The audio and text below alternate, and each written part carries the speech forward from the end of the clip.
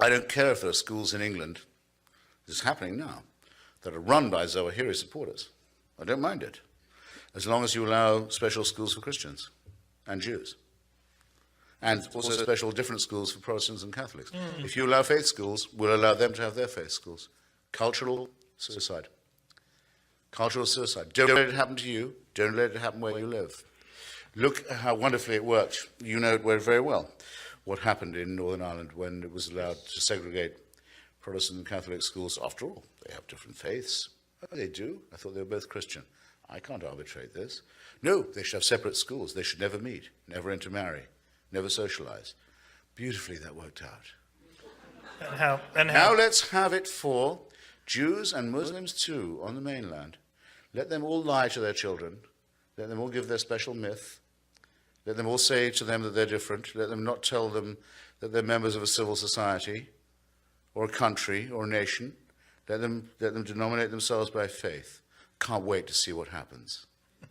I think I know what's coming. I don't want my beloved country of birth to be turned into some fucking Lebanon by people of faith. I don't want it. I'm going to fight it too. And you should get ready to fight it when they try it in your case.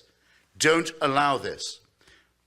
Putting the word faith in front of something is no excuse for barbarism and cruelty and ignorance and stupidity. Just as putting the word reverend in front of a stupid name like Falwell or Sharpton doesn't mean you should be on MSNBC. And I actually, when I arrived in Atlanta, I turned on the TV, CNN, and the first person I saw was actually Christopher.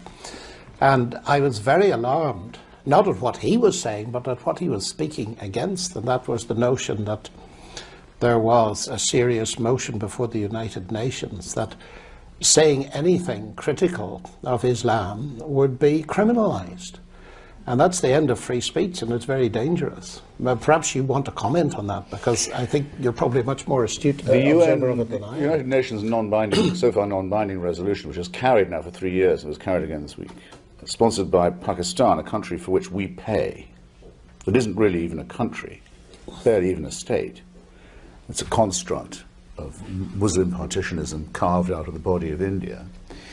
It wants to tell us what we can say and what we can think in our own country. And it says that we mustn't ever use the word Islam in any sentence that includes the words violation of human rights, for example. Now this is in the week when the government of Pakistan has handed over to the Taliban its most fertile valley, this valley of Swat, 100 miles from the capital, Islamabad, and said, you can run this valley, militarily and legally. You can have Sharia law, and you are the police and the enforcers of it. And you can close all the girls' schools. But we can't say that your religion is anything to do with the violation of human rights. It's preposterous. Your point about the one-way street is very well made, if I may say so. There are madrasas within 50 miles of where I live in Washington, in Virginia. There are Saudi paid-for schools that preach violent anti-Semitism, hatred of the Shia Muslims. Remember, don't ever forget, they hate other Muslims too. Of Hindus, of Christians and Crusaders, and of course of atheists. So they've got me, what, 3 times, I suppose, in this field of fire. And don't worry. It's coming to a place near you. The Qurans that are given out in our prison system to Muslims, by Muslim chaplains, paid for by Saudi Arabia, are Qurans written to the Wahhabi tune.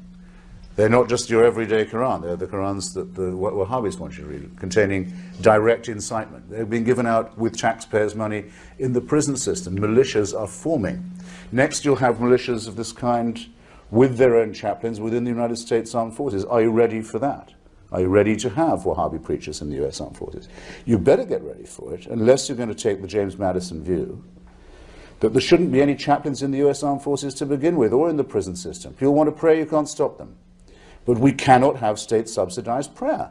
We cannot have state-subsidized preachers or chaplains. Give it up, or give it to your deadliest enemy and pay for the rope that will choke you. This is very urgent business, ladies and gentlemen, I beseech you. Resist it while you still can, and before the right to complain is taken away from you, which will be the next thing. You will be told you can't complain because you're Islamophobic. The term is already being introduced. into the culture, as if it was an accusation of race hatred, for example, or bigotry, whereas it's only the objection to the preachings of a very extreme and absolutist religion.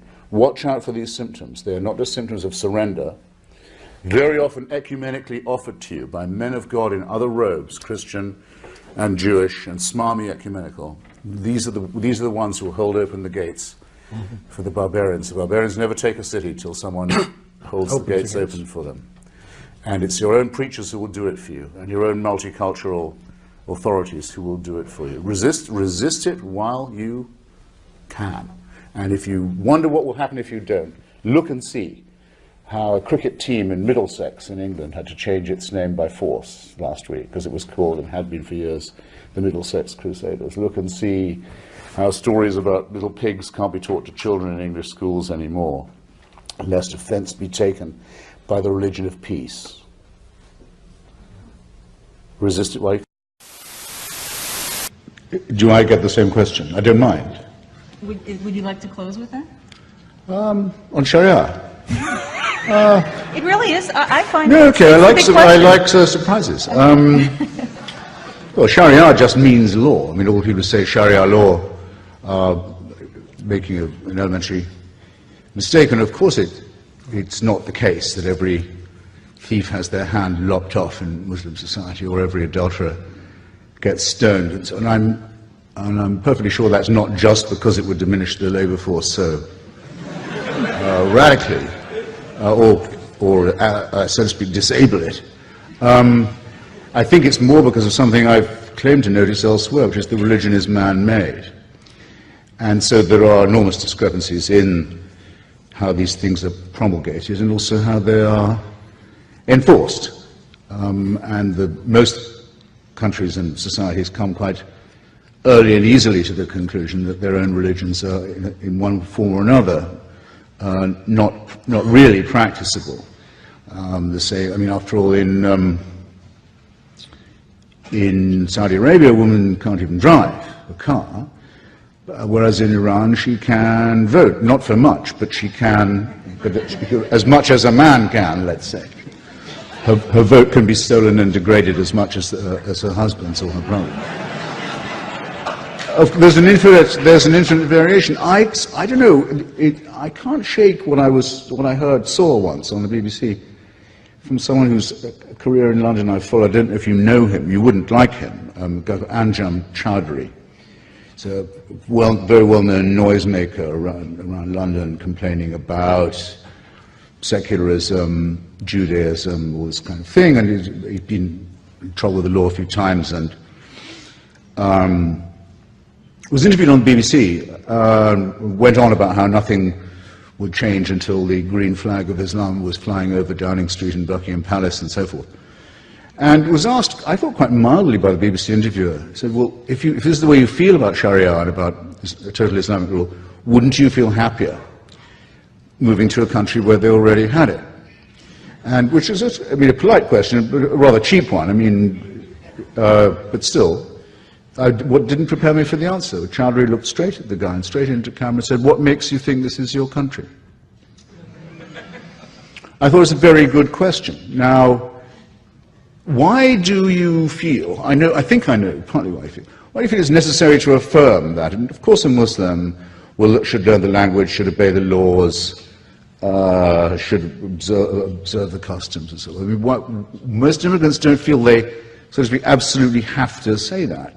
The answer, I suspect, is that it's embarrassing to notice that in places like as far apart as Sweden and as Spain, there are groups of people who say their countries should be part of the caliphate and that that's why they've come here. And if it wasn't for those people, you wouldn't be in this position. So it seems to me that in order to be consistent, you should fear them and dislike them, find them morally and intellectually repulsive, at least as much as, if not more, than I do. And I don't say that you don't, but I do think that is the urgent priority. On the lady's question about where would be the best country to live if you were a Muslim and wanting to be a member of a sexual or gender minority, or I think she said a female or a homosexual.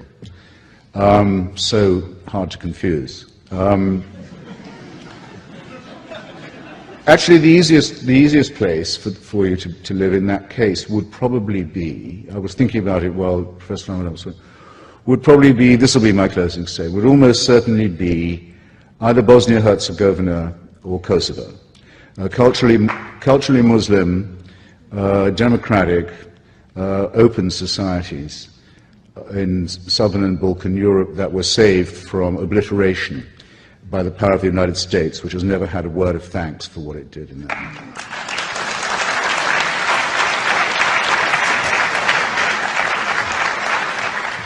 And which remains a secular country with a godless constitution.